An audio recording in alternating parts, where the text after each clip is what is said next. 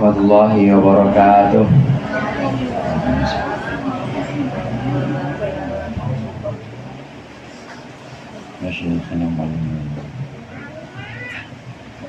Al-Fatihah.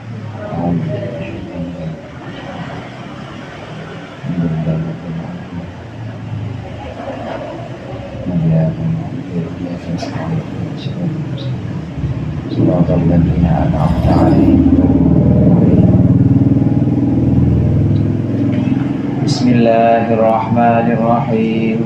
Alhamdulil mu'allimil tullabi wa musahhilil khairi liman yata'allamu. Thumma assalatu wassalamu ala nabi wa alihi wa sahbihi jayu'lamu. Ya Rabbana kaffir 'anna dhunubana wa walidina wa liman huwa muslimun. Nad'uka Allahumma min yawmina ilal hisabi yaqumu. Amin amin amin wa ya fattahu. Amin amin amin wa ya alimu. Alhamdulillahilladzi faqaha man arada lahul khaira fid din wa hadahu sabilal muhtadin. Wassalatu wassalamu ala sayyidil mursalin wa imamil muttaqin sayyidina Muhammadin wa alihi wa ashabihi wat tabi'in. Amma ba'du, fa inna asdaqal hadithi kitabullah wa khairal hadi hadi Muhammadin sallallahu alaihi wasallam wa syarrul umuri muhdatsatuha wa kullu muhdatsatin bid'ah wa kullu bid'atin dhalalah. Segenap jamaah Majelis Ta'lim Nurul Anam, ibu-ibu hajjah, para ustazah, ibu-ibu hadirat sekalian yang dimuliakan oleh Allah. Alhamdulillah pada sore hari ini kita berkumpul melanjutkan pengajian rutin kita, mengaji kitab Durus Fiqhiyah 3. Mudah-mudahan yang tadi sudah dibaca berupa zikir-zikir dan ayat-ayat Al-Quran serta yang akan kita baca menjadi sesuatu yang bermanfaat dunia akhirat. Amin ya rabbal alamin. Sebagaimana pembahasan kitab-kitab klasik setelah sholat jamaah, setelah bab tentang sholat jamaah biasanya diikuti oleh bab sholat Jum'ah. Kata Jum'at sama dengan kata jamaah, ini berakar kata yang sama. Jamaah, yajma'u, kemudian jadi jama'atan, jadi jum'atan atau jum'ah. Ini akar katanya sama. Artinya Jum'ah, jamaah itu artinya kumpul, berkumpul. Kalau disebutkan sebagai sholat jamaah itu berarti terkumpul antara makmum dengan siapa, Bu? Makmum dengan imam, kumpul. Ada dua pihak, ada makmum, ada imam. Makanya disebut dengan jamaah. Begitu juga Jum'ah atau sholat Jum'at. Ini juga kumpul. Orang-orang laki-laki ini kumpul di masjid sholat Jumat. Ini yang akan kita bahas, yaitu pelajaran ke-14 tentang sholat Jumat. Kita baca sama-sama. Bismillahirrahmanirrahim. Ad-darsul rabi'a asyara fi sholatil Jum'ati. Hukum sholatil Jum'ati. Sholatul Jum'ati fardu ainin ala kulli mukallafin dzakarin hurrin muqimin ghairi maridin. Pelajaran ke-14 tentang sholat Jumat. Jumat ini ada dua logat atau ada dua ucapan. Bisa disebut sebagai Jumat, mimnya sukun, boleh juga ibu dengan dhammahnya mim, boleh disebutkan Jumu'ah. Ada yang Jumat, ada yang Jumu'ah, dua-duanya sama. Sebagian orang dulu ada yang sebut Jumu'ah. Ada nggak Bu yang sebutin Jumu'ah? Jumu'ah ada ya? Ada Jumu'ah, ada juga yang Jumat. Nah dua-duanya sama. Nah, itu pakai bahasa Arab, pakai huruf Arab, jim, mim, ain, ta marbutoh, Jumat. Kalau pakai huruf Latin ya pakai juju, mama, jadinya Jumat, tulisannya Jumat. Kalau ini Jumu'ah atau Jumat, Ini dua logat untuk satu yang sama, satu hal yang sama. Ini pelajaran ke-14 tentang sholat Jumat. Sholat Jumat ini difardukan di Makkah, cuma belum ada yang bisa melaksanakan itu. Yang pertama kali melaksanakan namanya seorang sahabat, As'ad bin Zurarah. Nabi Muhammad sendiri belum bisa melaksanakan Jumat karena di Makkah waktu itu tidak memungkinkan. Tekanan orang-orang kafir di Mekah dulu itu sangat bengis, Bu, kejam-kejam, kalah preman ceger mah. Pokoknya benar-benar kejam. Melihat orang kumpul-kumpul dikit, apalagi pengikutnya Nabi Muhammad, habis. Karenanya tidak memungkinkan untuk melaksanakan sholat Jumat. Meskipun difardukan di Mekah, tetap belum terlaksana oleh Nabi Muhammad SAW. Yang pertama kali melaksanakan sholat Jumat, sahabat Rasul yang namanya As'ad bin Zurarah. Siapa, Bu? As'ad bin Zurarah. Nanti kalau ada ulangan, ada pertanyaan itu jawab, Bu. Namanya As'ad bin Zurarah. Ini dilaksanakan juga bukan di Madinah, tapi di sebuah desa di sebuah desa beberapa kilometer di luar kota Madinah. Sebagaimana kita tahu, Rasulullah mengutus utusan-utusan atau sahabat-sahabat pilihan beliau untuk menyebarkan Islam. Di antaranya Rasulullah utus kepada Mus'ab bin Umair. Mus'ab bin Umair seorang sahabat Rasulullah yang dipilih oleh Rasulullah untuk menyampaikan Islam di Madinah, mengajarkan Islam di Madinah. Beliau Mus'ab bin Umair ini orang kaya tadinya, orang keturunan bangsawan. Tidak diragukan lagi kalau kemana-mana pasti ada yang ngelayanin dia. Tetapi memilih untuk mengikut agama Nabi Muhammad, masuk Islam dan lepas semua fasilitasnya. Udah nggak dimuliakan lagi oleh keluarganya. Memilih untuk masuk Islam, kemudian hijrah ke Madinah. Di Madinah jadi pendatang. Kira-kira enakan jadi pendatang yang belum punya apa-apa, apa enakan jadi orang asli, Bu? Bu, enakan jadi pendatang di kampung orang, apa enakan di kampung sendiri? Kampung sendiri. Ini kaum muhajirin, orang-orang yang sangat cinta kepada Rasulullah, ini bela-belain nggak apa-apa, bukan di kampung sendiri, yang penting bersama Rasulullah. Namanya kaum muhajirin. Nah, Rasulullah mengutus sebelum orang-orang hijrah dalam jumlah besar, Rasulullah mengutus beberapa orang sahabatnya untuk mengajarkan Islam, diantaranya Mus'ab bin Umair. Nah, Mus'ab bin Umair inilah yang juga mengajarkan sholat Jumat kepada orang-orang Islam di Madinah. Jadi yang pertama melaksanakan sholat Jumat justru bukan Rasulullah, karena belum memungkinkan saat itu. Tapi yang pertama adalah umatnya, sahabatnya Rasulullah yang namanya siapa, Bu? 100 buat ibu-ibu. Mus'ab bin Umair namanya. Bukan. Siapa tadi yang bilang Mus'ab bin Umair? Kurangin 100 nilainya. As'ad bin Zurarah. Namanya As'ad bin Zurarah. Beliau yang melakukan pertama kali ini sholat Jumat. Nah, kemudian hari Jumat, ibu-ibu, ini hari yang paling mulia dibanding 6 hari lainnya. Yaumul Jumu'ah Sayyidul Ayyam. Hari Jumat adalah pemimpinnya hari-hari yang ada dalam satu pekan. Ada Senin, Selasa, Rabu, Kamis, Jumat, Sabtu, Minggu. Itu yang paling mulia di antara 7 hari dalam satu pekan itu, ya hari Jumat. Hari Jumatlah pemimpinnya.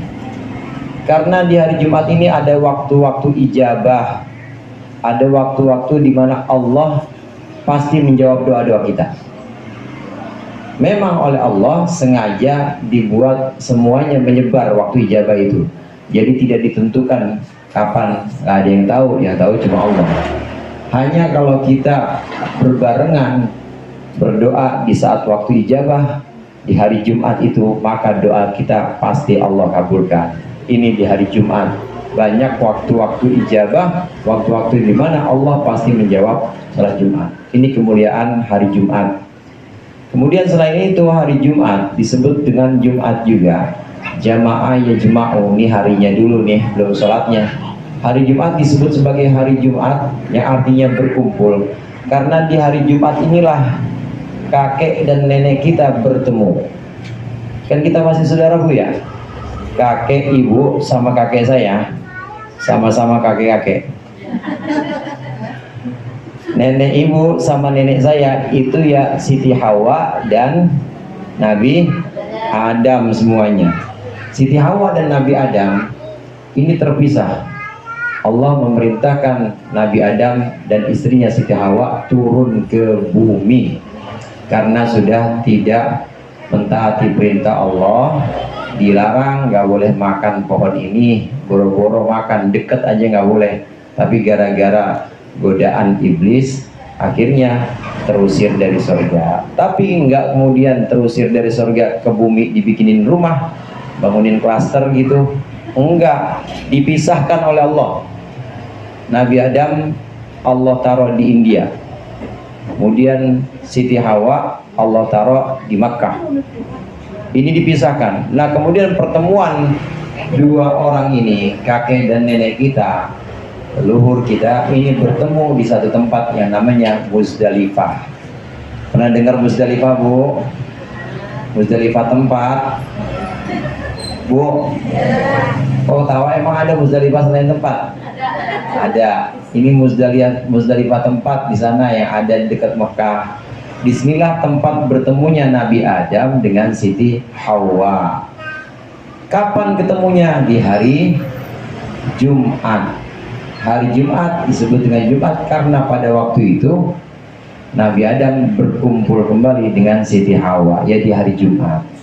Kemudian termasuk kemuliaan hari Jumat. Hari Jumat ini juga hari di mana Nabi Adam diciptakan. Allah menciptakan langit dan bumi ini selama 6 hari. Mulainya dari hari Ahad. Hari Ahad itu hari Minggu. Minggu itu Sunday. Tahu Sunday Bu? Minggu itu Sunday. Ya hari Minggu. Kemudian hari Senin. Kemudian hari Selasa, hari Rabu, Kamis. Ini Allah ciptakan langit, Allah ciptakan bumi, Allah ciptakan isinya, langit dan bumi, planet-planet. Kalau di bumi ya segenap isinya, persiapan untuk ditinggali oleh makhluk. Maka di hari terakhir, di hari Jumat, Jumatnya Jumat habis asar lagi, Jumat habis asar, Allah menciptakan Nabi Adam. Jadi dibandingkan malaikat, dibandingkan dengan bangsa jin, dibandingkan dengan langit bumi, ya kita manusia ini paling bontot. Diciptakan paling terakhir yaitu di hari Jumat. Yang lain-lainnya udah diciptakan sebelumnya. Diciptakannya Nabi Adam ini di hari Jumat. Jumat itu juga sudah di akhir Jumat, sudah di waktu asarnya Jumat. Ini diantara keutamaan dari hari Jumat. Nah kemudian masuk kepada pembahasan ini, pembahasan tentang sholat Jumat. Sholat Jumat juga merupakan sholat yang paling utama dibanding sholat-sholat yang lain. Keutamaannya pertama karena berada di hari yang mulia yaitu hari Jumat. Yang kedua karena sholat ini dilakukan pasti berjamaah. Sholat-sholat lain ibu nggak berjamaah boleh. Sholat-sholat lain kita sholat sendiri masih sah. Tapi kalau sholat Jumat tidak sah sholat sendiri, harus dilaksanakan berjamaah. Hari Jumat harinya mulia. Demikian juga sholat Jumat, sholatnya juga sholat mulia, sholat yang paling mulia dibanding sholat-sholat yang lain. Ada orang nggak pernah sholat, subuh dia nggak sholat, zohor nggak sholat, asar nggak sholat, maghrib, isya apalagi udah kecapean dia nggak sholat. Tapi biasanya hari Jumat dia bela-belain buat sholat. Ya alhamdulillah, mendingan dah masih seminggu sekali. Kan di Jumat itu soalnya ada Jumat berkah. Dia bisa berebut sama bocah. Apalagi tukang cukur bisa separuh harga. Ada tuh saya kalau lihat tukang cukur separuh harga kalau Jumat. Tapi ya pitak separuh. Ini nggak kelar dicukurnya. Itu Jumat, makanya Jumat memang Jumat hari yang penuh berkah. Sholatnya juga sholat yang beda dengan sholat-sholat yang lain.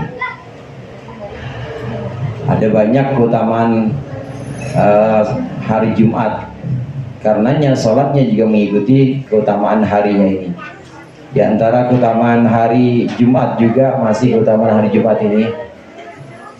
Hari Jumat ini adalah hari di mana man mata fihi kutibalahu ajru syahidin wa wuqiya fitnatan nar. Barang siapa yang meninggal hari Jumat, maka dia akan Allah catat sebagai orang yang syahid, orang yang mati syahid, artinya disaksikan oleh Allah sebagai penghuni surga, dan juga akan Allah jaga dari fitnah neraka atau dari sulitnya neraka, siksaan neraka. Di hari Jumat ini juga Allah membebaskan 600.000 penghuni neraka. Allah bebaskan di hari Jumat. Banyak sekali keutamaan-keutamaan hari Jumat yang menyebabkan sholatnya juga ikut mulia. Nah, bagaimana hukum sholat Jumat? Hukum sholatil Jumu'ati, sholatul Jumu'ati fardu ainin. Sholat Jumat hukumnya fardu ain ala kulli mukallafin. Sholat Jumat hukumnya fardu ain atas setiap orang yang mukallaf, zakarin laki-laki, furin merdeka, muqimin tidak musafir, mukim maksudnya, ghairi maridin dan tidak sedang sakit. Ini adalah syarat wajib sholat Jumat. Orang yang memenuhi syarat 5 ini, maka dia wajib sholat Jumat. Yang pertama, kita pelajari dulu hukumnya. Yang pertama, hukum sholat Jumat. Hukum sholat Jumat itu fardu ain. Fardu ain kalau ditinggalkan ya berdosa. Fardu ain ini berarti wajib dilakukan oleh setiap orang yang memenuhi syarat-syarat wajib ini. Tidak bisa ditambal atau tidak bisa diwakilkan oleh orang lain. Beda sama fardu kifayah. Kalau fardu kifayah, asal dalam satu kampung atau dalam satu daerah sudah ada yang melaksanakannya, yang lain gugur, tidak wajib. Fardu kifayah banyak contohnya. Di antaranya fardu kifayah itu sholat jamaah. Itu fardu kifayah. Walaupun ada yang mengatakan sunnah muakkadah. Fardu kifayah artinya kalau sudah ada yang melaksanakan jamaah, maka yang lain gugur kewajibannya. Ngurus-ngurus jenazah fardu kifayah. Kemudian kasih minum orang yang kehausan fardu kifayah. Fardu kifayah orang yang kehausan, orang musafir, kalau udah ada yang ngasih minum maka yang lain gugur, namanya fardu kifayah. Tapi kalau sholat Jumat sama seperti sholat fardu lainnya, hukumnya fardu ain. Fardu apa, Bu? Fardu ain. Jadi semua wajib. Semua yang dimaksud di sini adalah orang yang memenuhi syarat-syarat berikut 5. Yang pertama yaitu mukallaf. Mukallaf adalah orang yang sudah akil baligh. Mukallaf kadang disebut sebagai akil baligh. Akil itu apa? Akil itu akalnya sempurna. Akil dalam pembahasan fikih maksudnya akalnya sempurna. Ada orang yang akalnya tidak sempurna, kadang disebut sebagai safih dalam bahasa Arab, dalam pembahasan fikih. Safih ini maaf, orang yang punya keterbelakangan mental. Keterbelakangan mental, bukan keterbelakangan ekonomi, bukan. Kalau keterbelakangan ekonomi kan banyak ya, orang apa sampai ada makan gratis sih. Jadinya keterbelakangan ekonomi. Kalau ini keterbelakangan mental. Jadi dia memang secara lahiriah dia memang dilahirkan seperti itu. Jadi mentalnya kurang sempurna. Ya maaf seperti orang apa namanya idiot ya. Orang idiot itu namanya orang yang terbelakang mental. Dia tidak akil. Kalau tidak akil, tidak mempunyai akal yang sempurna, maka gugur kewajibannya. Karena tidak memenuhi satu syarat. Asal nggak memenuhi satu syarat ini aja, maka nggak wajib sholat Jumat. Akil. Kemudian balik. Ini masih menjelaskan mukallaf. Mukallaf itu akil dan balik. Balik itu maksudnya sudah sampai kepada batas dewasa dalam fikih. Untuk anak laki-laki, ketika dia sudah mimpi basah, begitu juga untuk perempuan. Atau untuk perempuan ketika dia sudah haid, atau untuk keduanya, untuk laki-laki maupun perempuan, kalau sudah 15 tahun, mau dia haid kek itu perempuan, mau si laki ngimpi atau enggak kek, asal udah 15 tahun maka sudah balik. Jadi anak kita yang udah 15 tahun, misalnya Bu, belum haid, tetap sudah balik, dihitung sebagai balik. Begitu juga anak kita 15 tahun misalnya, ini belum juga ihtilam, belum juga mimpi basah, maka hukumnya tetap balik. Ini namanya balik yang ada dalam kategori mukallaf. Jadi mukallaf itu akil balik. Ada orang dia berakal, sempurna akalnya, diajak makan, dia nyaum, disuruh milih makanan, dia tahu mana makanan yang enak, tapi memang belum balik, maka nggak wajib Jumatan, karena harus mukallaf, harus akil sekaligus balik. Kemudian syarat yang kedua yang fardu ain adalah orang laki-laki. Jadi selain akil balik, dewasa, berakal, laki-laki. Dengan demikian ibu tidak wajib sholat Jumat.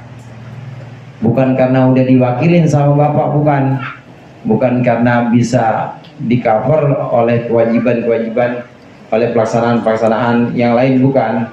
Tapi karena memang tidak wajib ain, tidak fardu ain untuk orang perempuan. Orang perempuan, ibu-ibu atau anak-anak perempuan yang sudah dewasa tetap tidak wajib sholat Jumat, tidak fardu ain, karena sholat Jumat tidak fardu ain atas perempuan. Kemudian berikutnya, selain perempuan kita kenal ada khunta. Tahu khunta Bu? Banci, khunta itu. Khunta, begitu juga sama seperti perempuan khunta. Khunta juga tidak wajib sholat Jumat. Fardu ain hanya untuk laki-laki, yang laki-laki sejati kayak saya. Laki-laki beneran, maksudnya bukan khunsa. Laki-laki yang benar-benar laki-lakinya, maka wajib sholat Jumat. Mukallaf, kemudian laki-laki. Syarat berikutnya hurrin, merdeka. Dulu ada yang namanya amat atau abad. Amat itu budak perempuan, abad itu budak laki-laki. Dua-duanya ini orang yang ada di bawah kepemilikan tuannya. Orang yang dalam status budak tidak wajib sholat Jumat. Kenapa? Karena memang dia tidak bebas untuk melaksanakan aktivitas, terbatas.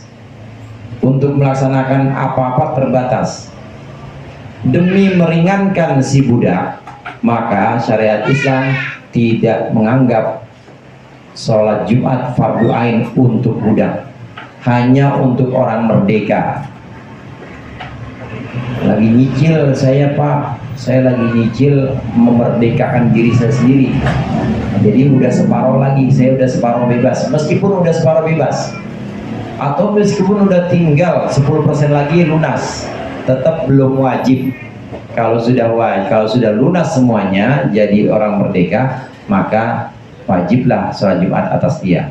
Ada istilah budak itu budak mukatab, namanya mukatab. Itu seorang budak yang melaksanakan perjanjian atau akad dengan tuannya. Kamu akan saya bebaskan, kata tuannya, kalau kamu bisa membayar saya sejumlah 100 juta. Boleh diangsur, nyicil dia, punya uang dari tuannya atau dari upah atau dari zakat, dia punya uang dibayari sama tuannya 50 juta, kan dua kali bayar doang, 100 juta, 50 juta, besok punya lagi 50 juta lagi. Nah, meskipun udah hampir lunas tapi belum lunas semuanya, tetap dia masih statusnya budak. Walaupun sudah hampir lunas, tidak wajib sholat, tidak wajib sholat Jumat. Jangan di-crop bu, jangan di-crop, jangan dipotong, yang di-cut. Dan sekarang kalau ngomong suka di-cut gitu, di apa, CapCut namanya. Tidak wajib sholat dipotong. Nanti saya dipotong jadinya viral. Itu kata Ustadz, sholat nggak wajib. Nggak wajib. Padahal sebelum selesai sholat Jumat, tidak wajib sholat Jumat untuk orang yang statusnya budak atau hamba saya. Kemudian berikutnya mukim. Sholat Jumat fardu ain untuk orang yang mukim. Artinya mukim di sini orang yang tidak musafir. Kalau musafir maka dia tidak wajib sholat Jumat. Ibu pergi berangkat malam Jumat, kemudian sampai di kampung, emang di kampung memang udah bukan ini lagi, bukan kampungnya lagi, atau sampai di suatu daerah sampai Jumat pagi, maka statusnya musafir. Orang yang dalam perjalanan disebut musafir, ini tidak wajib sholat Jumat, namanya juga musafir, dia dalam perjalanan. Syarat dari seorang musafir bisa menggunakan rukhsah atau keringanan ini, syaratnya perjalanannya harus perjalanan bukan maksiat. Kalau perjalanannya perjalanan yang memang sejak awal niatnya untuk maksiat atau niatnya hanya untuk melihat-lihat tempat, maka tidak boleh menggunakan rukhsah keringanan ini, nggak boleh. Tapi kalau niatnya memang mutlak, ya bukan karena pengen ngeliat-ngeliat tempat, bukan karena pengen melakukan maksiat, ya pokoknya dia pengen berjalan aja ke rumah saudaranya, itu namanya mutlak, tidak ada niat apa-apa. Atau pengen jalan karena nagih hutang, itu namanya mutlak. Atau ada niatnya niat baik, niat nagih hutang, maka boleh dia tidak sholat Jumat karena keadaannya musafir. Selain musafir maka wajib sholat Jumat. Kita yang memang tiap hari, ada orang laki-laki, maksud saya orang laki-laki memang tiap hari tidak dalam status musafir, maka dia harus wajib sholat Jumat karena hukumnya fardu ain. Ini ada istilah mukim di sini. Ibu-ibu hadirat jamaah rahimakumullah, musafir itu punya waktu expired, bu, punya waktu expired, punya waktu kadaluarsa. Nggak bisa musafir terus. Ibu pergi ke Bandung ke Ciampea. Ciampea memang di situ ada saudara. Ibu pergi, mulai terhitung sampai di sana itu mulai dihitung sebagai musafir. Hari pertama musafir, hari kedua musafir, hari ketiga musafir, hari keempat ibu sudah masuk mukim. Jadi udah bukan musafir lagi, sudah masuknya mukim, udah orang yang tinggal, udah orang yang bertempat di situ. Meskipun ibu di situ belum punya rumah atau masih di rumah tuan rumahnya ini yang kita sambangi, tetap wajib Jumat, statusnya sebagai mukim namanya. Kalau di hari keempat maka laki-laki wajib melaksanakan sholat Jumat. Demikian juga rukhsah lain seperti boleh jamak, boleh qashar. Kalau udah hari keempat udah nggak ada, karena hari keempat itu sudah dikategorikan orang yang mukim, udah bukan musafir lagi. Maka wajib Jumat untuk orang laki-laki yang sudah di hari keempat.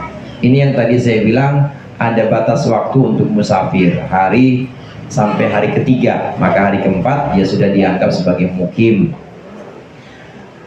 Karenanya santri yang tinggal di pondok pesantren, yaitu semuanya mukim, walaupun bukan orang asli situ, meskipun dia pendatang, tapi dia disebut sebagai mukimin ini orang-orang yang bermukim di suatu tempat karena dia sudah lewat dari masa musafir, udah 4 hari ke atas, apalagi sampai bertahun-tahun namanya belajar nyantri, maka dia mukim dan wajib sholat Jumat tuh santri.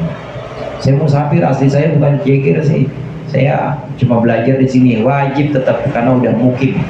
Untuk orang yang mukim maka Jumat fardu ain. Syarat yang berikutnya, ini syarat yang kelima, tidak dalam keadaan sakit. Sebagaimana sholat jamaah, maka sakit juga termasuk udzur. Orang kalau lagi sakit maka dia boleh tidak jamaah. Untuk kaul atau pendapat yang mengatakan bahwa sholat jamaah itu fardunya fardu ain lagi. Ada pendapat yang mengatakan sholat jamaah fardu ain. Untuk orang yang sakit maka dapat udzur, dapat keringanan, dia boleh nggak sholat jamaah, nggak dosa. Nah demikian juga untuk sholat Jumat. Dalam sholat Jumat juga demikian, orang yang dalam keadaan sakit tidak wajib sholat Jumat. Jadi suami ibu kalau jam 10 udah megangin panadol, tanda-tanda nggak berangkat berarti ya, atau jam 11 udah minta kerokan, berarti masuk angin. Nggak sholat pak, orang habis kerokin, so gimana, udah harus tahu, jangan dipaksain karena memang termasuk udzur. Ini termasuk alasan yang diperbolehkannya tinggal Jumatan. Di antara syarat-syarat ini bisa kita ambil kesimpulan, kalau ada orang yang tidak memenuhi syarat-syarat yang 5 ini, mukallaf, laki-laki, merdeka, mukim, dan tidak sakit, ada satu aja yang tidak terpenuhi, maka dia tidak wajib sholat Jumat.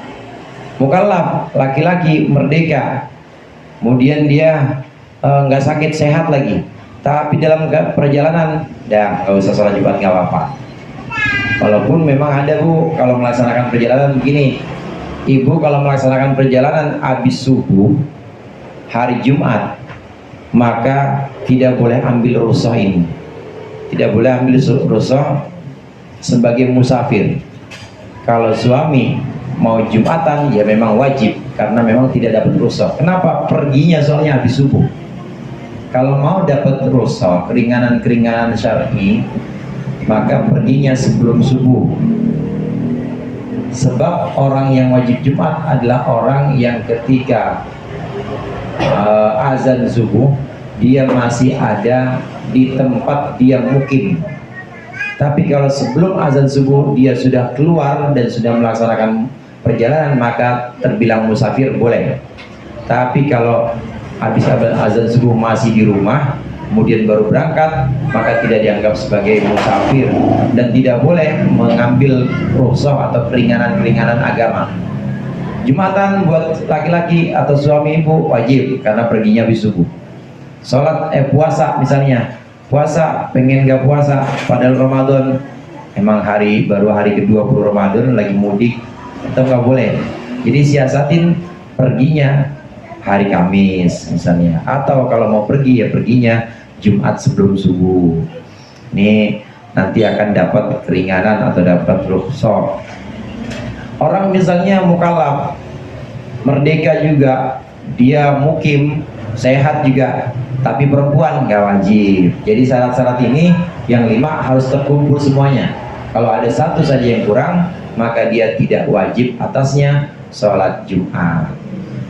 Ini pembahasan sedikit tentang sholat Jumat, mudah-mudahan bermanfaat. Insya Allah kita lanjutkan pertemuan yang akan datang. Kurangnya mohon maaf. Wallahul muwaffiq ila aqwamit thoriq. Wassalamualaikum warahmatullahi wabarakatuh.